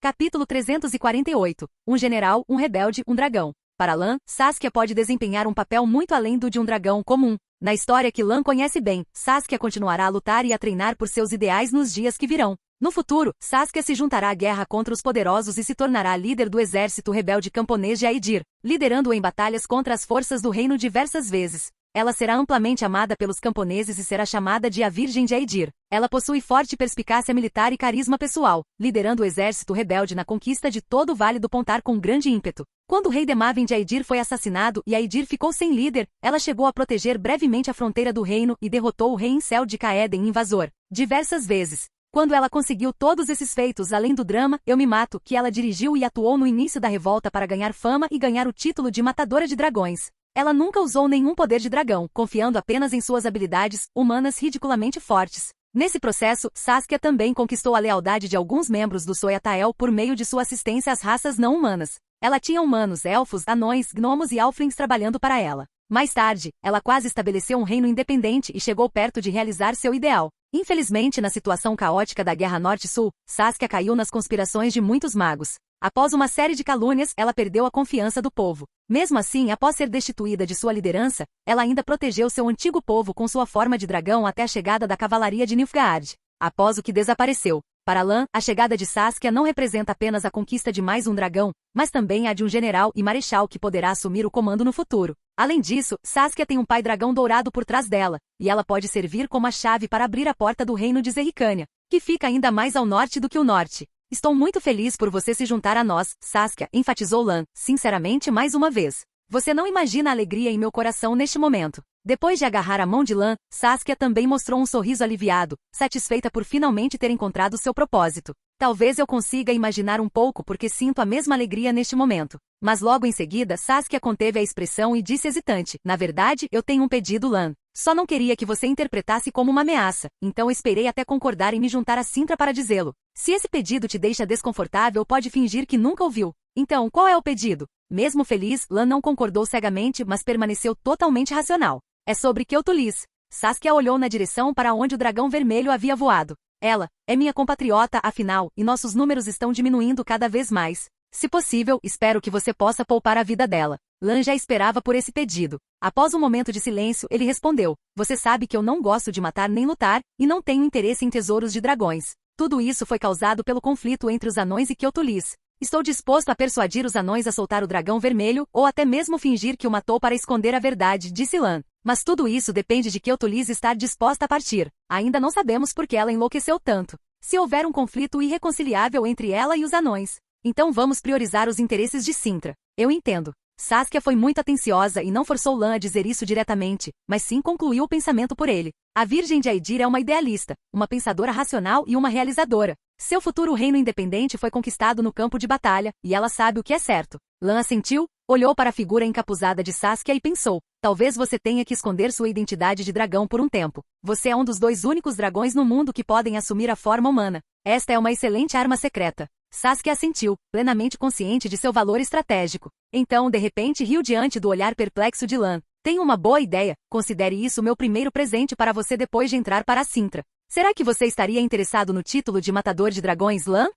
Clã Ferenc. Depois de tanto tempo, Colgrin e Geralt já haviam retornado. Entregaram os jovens anões do clã Ferenc aos seus pais, em seguida, a Vavrinek, o grupo Soyatael que havia se infiltrado em Marrakon. Nesse momento, o familiar terremoto ecoou no chão, e o gigante de gelo retornou das montanhas com geada e vento. Seu corpo estava coberto de sangue, e não apenas Lan estava em seu ombro esquerdo, mas também Saskia, que acabará de desaparecer da equipe, estava em sua mão. Lan matou o dragão verde, ele é um matador de dragões. Assim que pousou, Saskia começou a descrever a cena de batalha que testemunhara para todos de forma vívida. Segundo ela deixou a equipe secretamente e retornou quando o dragão vermelho voou em direção ao clã Ferenc. No caminho, ela viu a cena do dragão vermelho fugindo e do dragão verde carregando Lan para voar. O dragão verde subsequente foi abatido por Lan e pousou perto de Saskia. Então ela o tocou silenciosamente e testemunhou o momento de matar o dragão de Lan. Até atirei uma flecha de longa distância para ajudar. Saki ergueu o queixo orgulhosamente e piscou para Lan, como se dissesse: assim, ninguém vai suspeitar que eu sou o dragão verde, e isso também pode aumentar sua reputação.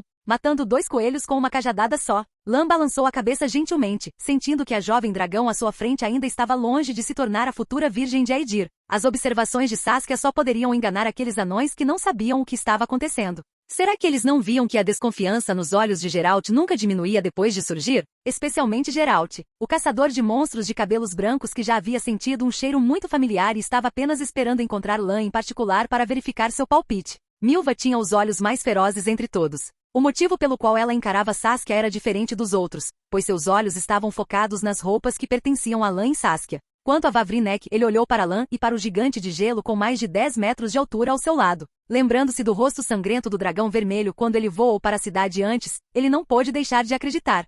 Duque Lannister, você matou o dragão verde? Onde está Keotulis? Diante da pergunta de Vavrinek, Lan balançou a cabeça. Quando me livrei do dragão verde, o dragão vermelho já havia voado para longe. Vavrinek ficou decepcionado ao ouvir isso, mas ainda assim expressou sua gratidão a Lan. Que bom! Nós, anões de Marracão, mal podemos nos dar ao luxo de manter um Keotulis, quanto mais outro dragão verde. Agradeço em nome do nosso clã Ferenc e de Marracão, Duque Lannister. Saki apenas sorriu enquanto ouvia. Vavrinek então se desculpou. Uma conquista como matar um dragão merece ser celebrada com um banquete de carnaval para toda a cadeia de montanhas? Sem mencionar que você salvou nossa cidade. Mas, como você pode ver, realmente não temos energia para isso agora. Lan assentiu com simpatia. Ele não havia pedido nenhum banquete. Naquele momento, olhou ao redor da aldeia do clã Ferenc. Tendo vivenciado a queda de Cintra, sentiu até mesmo uma certa empatia. Keotulis causou morte e destruição aqui. As casas nos limites da cidade haviam se transformado em tochas. Os materiais de madeira no interior haviam sido todos queimados até virar carvão, e as estruturas de pedra do lado de fora também haviam derretido ligeiramente, deixando uma visão chocante para quem a visse. E isso não era o mais importante. As casas não eram importantes. Os jovens do clã Ferenc que acabavam de voltar para casa choraram e correram em direção aos pais, mas alguns deles olharam ao redor sem entender. Após receberem a confirmação insuportável dos anciões do clã, imediatamente caíram no chão, debulhando-se em lágrimas ao verem os corpos carbonizados. Embora Saskia tivesse chegado a tempo, Keotulis já havia causado danos consideráveis. A alegria do reencontro dos andarilhos que retornavam para casa havia desaparecido. Missão: o lugar onde você não pode retornar. Concluída. Levando os jovens para casa em segurança, a missão secundária de Lan também foi concluída. No entanto, ele não sentiu muita alegria ao concluir a missão, apenas suspirou profundamente. Capítulo 349 – Bruxos do Deserto. Além dos danos causados pelo dragão vermelho, Vavrinek tinha outros problemas para lidar. Naquele momento ele socava e chutava os Soyatael capturados pelos Cintrans, e quase não conseguiu evitar usar um machado para abater aqueles traidores de sua raça. Marracão também era extremamente hostil aos Soyatael, pois esses terroristas haviam prejudicado gravemente a reputação dos anões na sociedade humana, causando-lhes muitas consequências injustificadas. As relações diplomáticas e as atividades comerciais de Marracão com outros países do norte também sofreram severos impactos negativos. Portanto, Marracão pode odiar os Soyatael ainda mais do que algumas nações humanas. Naquele momento, os anões Soyatael estavam firmemente amarrados. Como os guerreiros do clã Ferenc ainda não haviam retornado, eles precisaram até da ajuda dos Cintrans para detê-los. Hyla caminhou em silêncio até Lan e após muita hesitação disse: Duque Lannister, o senhor vai entregar esses Soyatael aos anões? Encontrei muitos criminosos procurados por Aedir entre eles. Se possível, você pode ir pedir a sua majestade Demavin que solicite esses criminosos por meios diplomáticos. Hyla interrompeu Lan. Sei o que você está pensando, mas não posso concordar com sua proposta. E acredite em mim, a punição que o ancião de Marracão imporá a esse Soyatael não será mais leve do que o estipulado pela lei humana. Após ouvir a resposta de Lan, Hyla pareceu um tanto relutante, mas mesmo assim cerrou os dentes e abaixou a cabeça para se desculpar. A culpa é minha. Desculpe, Duque Lannister. Lan e sua equipe se deram muito bem com Hyla ao longo da jornada, e Lan também admirava a capitã das forças especiais de Aedir. Mas Hyla era uma soldada de Aedir, afinal, e estava ao lado de Aedir. Lan não queria perder o favor de Marracão por causa de Aedir. Nesse momento, ouviu-se o grito de um jovem Ferenc. Está muito assustador lá fora. Aedir é assustador, Lyria é assustadora e Kaeden é ainda mais assustadora. Eles nos enganam, abusam de nós e nos punem pelos erros dos outros. Não quero mais sair de Marracão. Hyla olhou para os Soyatael que estavam sendo detidos e depois para os jovens Ferenc que choravam nos braços dos pais. A mão esquerda de Hyla estava sobre a orelha, a mesma de um humano. As orelhas dos meio-elfos apresentavam características ligeiramente pontiagudas, diferentemente das de elfos e humanos. Mas o sangue meio-elfo não conferia ao portador nenhuma diferença visível em relação aos humanos, exceto por tornar sua aparência mais atraente. Mas Hyla esfregou e esfregou a orelha com força, como se houvesse algo sujo nela. Ela murmurou para si mesma: Soyatael. Como o clã Ferenc havia passado por uma grande provação, Lan não podia perturbá-los muito. Obviamente não era o momento de discutir recompensas ou apoio. Eles foram acomodados em uma casa de tamanho moderado na cidade. Lan chamou seus confidentes ao seu quarto, e Saskia veio junto. Não havia necessidade de esconder a identidade da garota dragão de seus confidentes. Eles precisavam saber quanto poder tinham em mãos. Depois de descobrir a verdade, todos se lembraram das várias anomalias durante a jornada e, de repente, perceberam o que haviam perdido e então, coletivamente, respiraram fundo. No começo pensei que você se tornaria um matador de dragões, mas não esperava que se tornasse um caçador de dragões, ou melhor, um domador de dragões. A perspicácia de Colgrin nunca o abandonou. Ele ficou animado. Ninguém na história jamais conseguirá se comunicar com um dragão de forma tão pacífica. Até mesmo as descrições de dragões no bestiário do bruxo eram bastante limitadas. A aparição de Saskia certamente deixaria qualquer pesquisador acadêmico em Sintra louco. Então todos os dragões podem se transformar em humanos? Ou existem condições especiais? Só meu pai e eu podemos nos transformar em humanos, Saskia riu, sem esconder nada. Mas meu pai é mais poderoso. Ele pode se transformar em inúmeras formas, enquanto eu só tenho essa aparência humana, como você vê. Colgrin olhou para Saskia e exclamou: você tem um ótimo senso de estética humana. Geralt ficou pensativo. Você é o pequeno de antigamente. Seu pai está bem? Saskia respondeu: obrigada por salvar minha mãe e a mim, junto com a senhora Yennefer. Quanto ao meu pai, ele é melhor do que qualquer um. Com essa resposta até o próprio Geralt riu. Sim, um dragão milagroso como o dragão dourado possuía um poder que superava o de qualquer dragão gigante. Além disso, ele vivia em Zerricânia, um reino que reverenciava dragões. Como ele poderia não estar bem? Lan de repente bateu na mesa para atrair a atenção de Saskia. Ele fez uma pergunta que estava em sua mente há muito tempo. Agora que tudo está esclarecido, podemos discutir assuntos que antes não eram convenientes. Saskia, como você pode ver, Colgrin, Geralt e eu somos todos bruxos. Ouvi dizer que Zerricânia também tem uma escola de bruxos, chamada Escola Manticora. Você já ouviu falar dela? Saskia parecia esperar que Lan fizesse essa pergunta. Ela sorriu alegremente ao ver o olhar expectante de Lan e disse: claro. O continente onde Lan está atualmente localizado não é tão grande quanto parece. Os chamados Sul e Norte são, na verdade, apenas divisões das terras que foram exploradas pela sociedade existente. A leste dos Reinos do Norte e do Império Nilfgaard, existe uma longa cadeia de montanhas chamada Montanhas Azuis, que o separa claramente da outra metade do continente como uma linha divisória. E se um aventureiro passar mais de um mês e tiver a sorte de cruzar as Montanhas Azuis, terá a oportunidade de entrar em contato com um reino completamente desconhecido. Zerricânia. Zerricânia é um reino amplamente desconhecido tanto para o norte quanto para o sul, mas com uma reputação lendária. Reza a lenda que possui um clima desértico como o de um navio a vapor, e insetos venenosos do tamanho de vacas podem ser vistos por toda parte na estrada. Mas também ostenta uma civilização humana extremamente próspera e tecnologia alquímica avançada. Zerricânia produz as especiarias mais caras e os arcos longos mais duráveis. Os arcos atuais de Milva e Lan foram feitos em Zerricânia. As bombas Sonho de Dragão e Pó Lunar também foram introduzidas no norte por meio dos mercadores de Zerricânia. Zerricânia também é famosa por suas mercenárias, que usam roupas feitas de juba de leão e têm tatuagens no rosto. Elas são inigualáveis no campo de batalha e na cama. Na época em que ocorreu o cisma na escola do urso, onde Var Olho Mal não conseguiu assumir o poder, seu grupo se separou e foi acompanhado por outros que também não compartilhavam da filosofia do grão-mestre Arnagad, sendo um desses indivíduos Ivan. À medida que esse grupo se dirigia às montanhas Tirtoshair em busca de uma suposta fortaleza para fundar a escola da víbora, Ivan percebeu que também não concordava com a visão de Ivar. Assim, enquanto o grupo se dirigia às montanhas, Ivan e outros que também duvidavam de Ivar se separaram e seguiram para onde sabiam que poderiam encontrar trabalho. A passagem aos Kerdig nas montanhas Tirtoshair. Essa passagem ficava às margens do infame deserto de Korat, onde caravanas zerricanas tentavam regularmente atravessar a área traiçoeira para negociar com a parte ocidental do continente. Em pouco tempo, Ivan e seus companheiros bruxos passaram de meros caçadores a defensores habilidosos, escoltando caravanas em segurança de um lado para o outro do deserto. Um dia no deserto, Ivan e seu grupo encontraram uma caravana real zerricaniana sob ataque de um par de manticoras e correram para ajudar. Depois de matarem os monstros, descobriram que a caravana se dirigia a um encontro com magos em Aretusa e entre eles estava a maga da corte da rainha zerricaniana,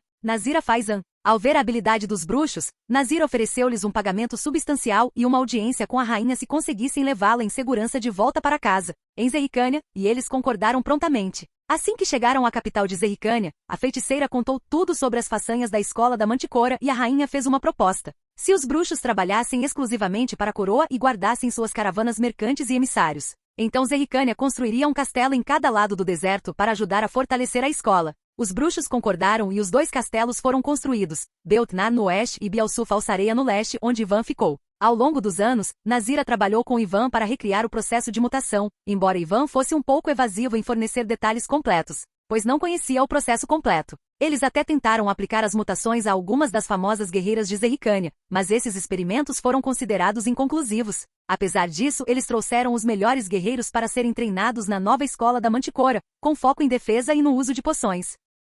Para complementar seu arsenal, eles adicionaram escudos especiais feitos de aço meteórico e prata. Durante esse período, Ivan mudou seu nome para Imad Azen e se tornou bruxo pessoal da rainha Zerricânia.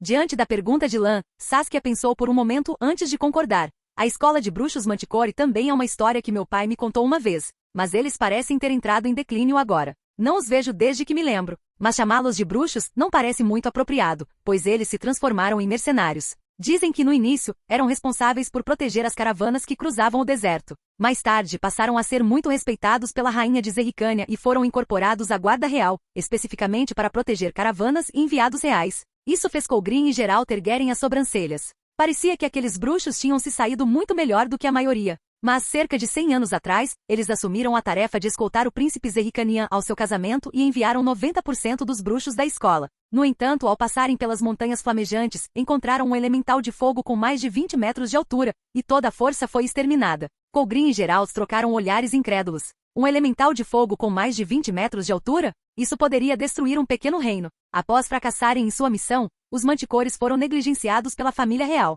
Além disso, à medida que Zerricania começou a desenvolver rotas comerciais marítimas mais seguras, eles não conseguiram mais se sustentar ali. Dizem que agora estão reunidos no oeste, caçando monstros novamente. Saskia terminou de relembrar e assentiu com confiança. Meu pai me deu uma prova especial sobre esse assunto, então eu sei disso com certeza. Colgrin e Geralt se entreolharam e suspiraram. O declínio dos bruxos parecia inevitável. A outrora prestigiosa escola de Grifos e a escola de Manticora, que outrora serviram como guardas reais, tiveram o mesmo destino. Lan pensou por um momento e então perguntou a Saskia. Além de almejar construir uma nação multiétnica harmoniosa, também estou comprometido em reviver a profissão de bruxo. Se possível, Saskia, você poderia me ajudar a contatar amigos em Zerricânia ou outros conhecidos para que eu possa entrar em contato com a escola Manticore? Sem problemas. Sempre achei o conceito de bruxos ótimo, desembainhar espadas para aqueles que não podem lutar, ainda mais cavaleirescos que os cavaleiros do norte. Saskia assentiu animadamente. É que parece que muitos bruxos se desviaram de seu caminho original, mas com Lan os liderando, eles certamente conseguirão restaurar essa nobre causa. Colgrin murmurou, ainda temos que cobrar dinheiro, então os únicos verdadeiramente nobres são os grifos antes de ser silenciado por Geralt. A própria Saskia havia sido treinada em magia e tinha uma maneira única de contatar amigos distantes em Zerricânia, bem como fiéis que adoravam dragões. No entanto, a estrada era longa e cheia de obstáculos, e era incerto quando as notícias poderiam ser enviadas e recebidas. Mas ter esperança sempre foi bom. Esta também foi a primeira vez que Lan e seus amigos tiveram uma maneira de contatar Zerricânia. Lan até esperava que Saskia pudesse contatar seu pai Dragão Dourado, mas ela recusou. Não é que eu não queira, mas não consigo contatar meu pai. Saskia estendeu as mãos. Quando ele concordou em ficar em Zerricânia por décadas para me criar e me ensinar, esse já era o limite dele. Agora não sei para onde ele foi. Ele não me deixou um meio de contatá-lo, pelo bem da paz. Lan entendeu. Ele é um dragão dourado que anseia por liberdade. Um verdadeiro andarilho solitário, do tipo que poderia passar uma noite na banheira grande com Geralt e os outros 4. Lan não insistiu mais no assunto.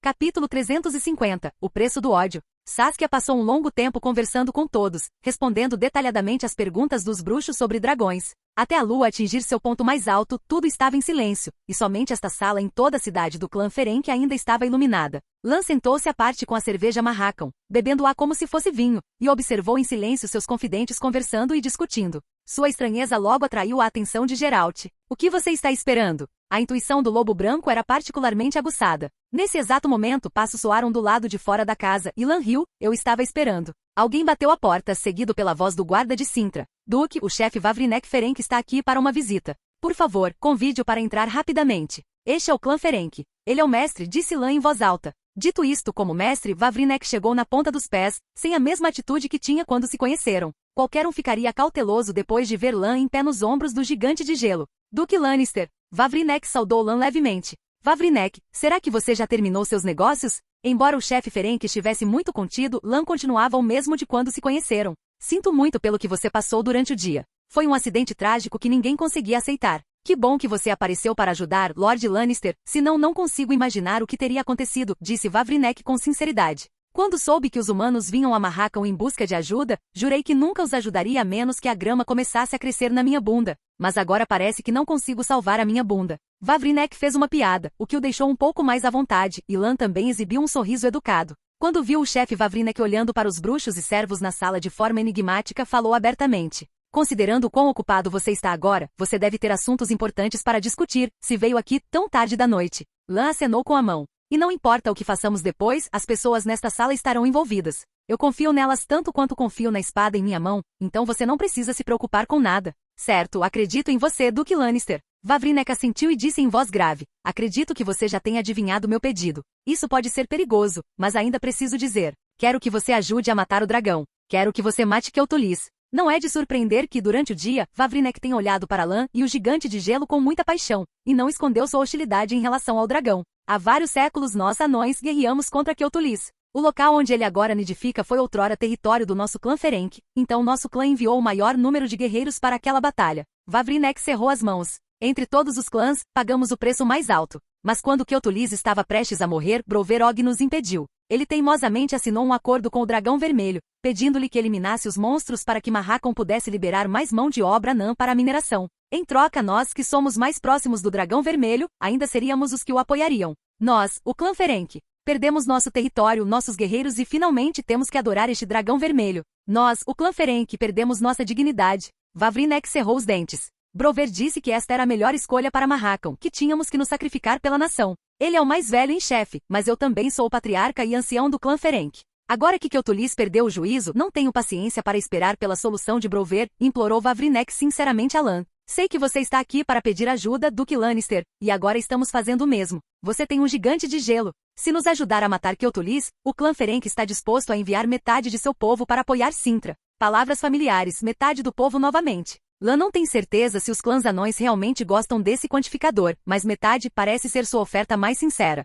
No entanto, o clã Fuxes enviou metade de seu povo antes porque estava consolidando recursos. E abrir mão de metade de seu povo apenas ajudou o clã a superar os tempos difíceis. Quanto ao clã Ferenc, essa metade de seu povo era usada para alimentar o Dragão Vermelho, e sem o Dragão Vermelho, eles poderiam ser liberados para apoiar Sintra. Todos na sala olharam para Saskia, intencionalmente ou não, o que fez Vavrinek se sentir estranho. No entanto, a expressão da pequena dragão não mudou. Ela já havia falado com Lan antes. Lan bateu na mesa com os nós dos dedos indicadores, revelando um olhar pensativo. Sob o olhar nervoso de Vavrinek, após alguns segundos, ele finalmente deu uma resposta. Eu simpatizo com a experiência do clã Ferenc e também estou profundamente enojado com as atrocidades do Dragão Vermelho Keltulis. É que antes de agir, ainda há algumas coisas que espero esclarecer. Inteligência é sempre o mais importante em batalha. Lan encarou Vavrinek. Por exemplo, por que Keltulis de repente se tornou tão violento e começou a atacar o clã Ferenc, apesar de um acordo secular? Chefe Vavrinek, você não descobriu que o Dragão Vermelho estava grávido e botou ovos há algum tempo, então você o envenenou e secretamente destruiu seus ovos, não é? Vavrinek estava visivelmente em pânico. Nem é preciso dizer que a razão pela qual Lan sabia disso era porque a mesma coisa aconteceu na história original. Naquela época Nilfgaard invadiu o norte, e os reinos de Líria e Rívia caíram. A rainha Maeve recuou para Edir em busca de ajuda, mas foi jogada de um lado para o outro como uma bola pelo rei Demaven antes de finalmente chegar a Marracão para pedir ajuda aos anões. A rainha Maeve, que viajava pelas montanhas, testemunhou por acaso o Dragão Vermelho devastando o clã Ferenc. Depois de enviar alguns soldados para afugentar o Dragão Vermelho, ela aceitou o pedido de Vavrinek para caçá-lo. Como resultado, ela descobriu que a fúria do Dragão Vermelho se devia inteiramente às ações do próprio clã Ferenc. Naquela época, o Dragão Vermelho estava grávido e já havia posto ovos. O clã Ferenc temia que o nascimento de um bebê dragão aumentasse o fardo de sustentar a fera. Seu ódio secular pelo Dragão Vermelho jamais havia desaparecido e, naquele momento, foi como incendiar pólvora. Eles secretamente envenenaram a comida oferecida ao Dragão Vermelho e então enviaram guerreiros para esmagar os ovos do dragão enquanto este sofria de dores de estômago. Infelizmente, eles subestimaram Keltulis, e o veneno não foi suficiente. Como resultado, a Dragoa Vermelha, que havia perdido sua amada prole, massacrou furiosamente todos os anões que entraram no ninho e direcionou sua ira contra o clã Ferenc. Para ser justo, Lan não tinha objeções às ações do clã Ferenc. Se seu próprio território tivesse sido ocupado, se seus jovens tivessem morrido, e ele tivesse sido forçado a apoiar o inimigo por séculos, teria aproveitado qualquer oportunidade para revidar também. O único problema com o clã Ferenc era que eles não mediam com precisão a força do inimigo e agiam precipitadamente movidos pelo ódio, o que acabou levando ao desastre. Um grande número de inocentes morreu tragicamente, e até mesmo aqueles que tinham vindo ajudá-los foram arrastados para o conflito. Mas agora, Lan tinha mais a considerar. Afinal, esse tipo de comportamento, esmagar ovos de dragão bem na frente da mãe dragão, era absolutamente intolerável para Saskia. A pequena dragãozinha, que antes se mantivera calma, não conseguiu mais esconder a expressão depois de ouvir o que Lan disse. Com um craque, o canto da mesa foi esmagado por Saskia. Cobrin também ficou muito surpreso com as palavras de Lan. Aquele dragão vermelho é realmente uma fêmea? Lan olhou para Saskia, que estava rangendo os dentes, e Cobrin, que estava em choque, então balançou a cabeça e permaneceu em silêncio. Vavrinek deu um sorriso amargo e perguntou incrédulo: como você adivinhou isso? Lan balançou a cabeça. Caso contrário, eu realmente não consigo imaginar por que uma dragão fêmea que está em paz com Mahakam há séculos enlouqueceria de repente. Vavrinek sentiu frio de repente e, ao erguer os olhos, encontrou os olhos furiosos de Saskia. A sensação de ser alvo de um predador de primeira linha o fez estremecer involuntariamente. Ele explicou apressadamente a Lan: Duque Lannister, você tem razão. Esse era o nosso plano original, mas agora há um pequeno problema. Acabamos de observar que a dragoa vermelha pode estar prenha, mas ainda não pôs ovos. O sentimento opressivo se dissipou de repente, e Vavrinek sentiu-se tão aliviado como se um grande peso tivesse sido tirado de seu peito. Obrigado por assistir. Se gostou, deixa o like e inscreva-se. Quanto mais apoio, mais vídeos, e se possível apoie o canal doando no Pix do canal na descrição. Qualquer valor ajuda, assim o canal pode trazer vídeos de autores pagos, e novos vídeos são postados com mais frequência. Muito obrigado a todos, curtam o canal.